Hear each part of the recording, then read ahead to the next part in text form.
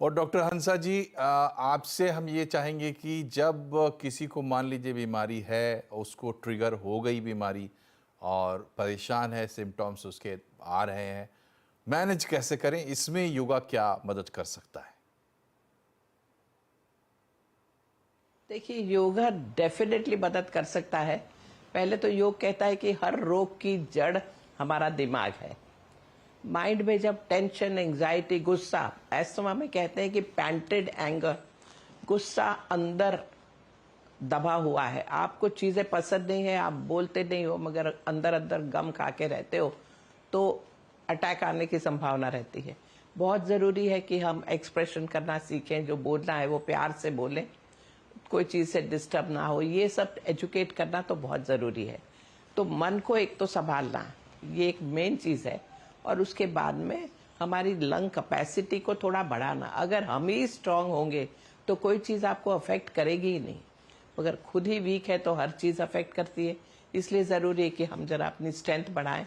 इसलिए शरीर में ऐसे आसन भी करें कि जिससे सर्कुलेशन अच्छा हो ऊपर की तरफ। जैसे आगे झुकेंगे तो कफ म्यूकस वहाँ छाती में रहेगा ही नहीं, वो हटेगा। वो आसन से बहुत जरूरी है हम सांस छोड़कर रोकना सीखें। जैसे हम ओम ये भी बोलते हैं तो सांस बाहर निकाल रहे हैं। हम जब भी गाते हैं सांस बाहर निकाल रहे हैं। तो जब भी बोलते हैं तो ये चीजें हमें बहुत अच्छी तरह करना सीख जाएं कि लंबा सांस बाहर छोड़ना और रोकना। अब ये आ गया तो बहुत ही फायदा होगा। यानी शुरुआत हुई और उससे निकल गए। बच्चे और बड़े जब सिर गीला करते हैं, ये हमारे अनुभव है कि जब सिर हमेशा गीला ही रहता है, रोज बाल धो रहे हैं साहब, बालों में पानी डाल रहे हैं, तो साइनसिस तो डिस्टर्ब होंगे ही होंगे और अपने आप फिर बातें नीचे जाएंगी।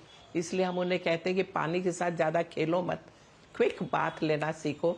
और सिर अगर गीला किया है तो झट से सुखाओ, रोज रोज गीला करना नहीं है। ये सब एजुकेट करना जरूरी है कि जिससे वो अपने आप को संभालें। डायरी मेंटेन करना बहुत इम्पोर्टेंट बात है कि आप डायरी मेंटेन करो कि किस तरह आपने क्या खाया, आहार, आपका रूटीन क्या था, आपने कुछ एक्टिविटी की कि नहीं विहार, आपका टाइम टेबल क्या है, सवेरे उठते हो देर से और रात को देर तक सोते हो, रात का खाना देर से खाते हो। मैं हमेशा कहती हूँ सारे लोग एस्थमा पेशेंट्स को रात का खाना तो बिल्कुल बंद कर देना चाहिए। रात को 6:30 7 बजे तक खा लो, उसके बाद कोई खाने की जरूरत नहीं है। खाना पच जाए फिर आप सो तो रात को अटैक वगैरह नहीं आएगा। बहुत जरूरी है ये ध्यान रखना। खाने के बाद थोड़ा गर्म पानी पी लेना, सफाई हो जाए, ये सब बातें। और कोशिश ये की जाए कि आपको जैसे ही पहला सिम्टम आए, सांस भारी चलने लगी, आपने सब कुछ किया, तो डेफिनेटली इनहेलर लेना चाहिए और पहले तो सांस को नॉर्मल करना चाहिए।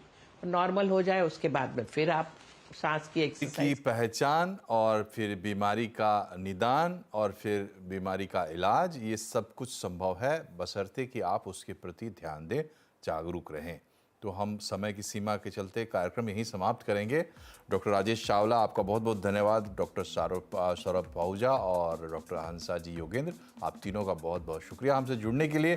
कार्यक्रम में फिलहाल इतना ही। नमस्कार।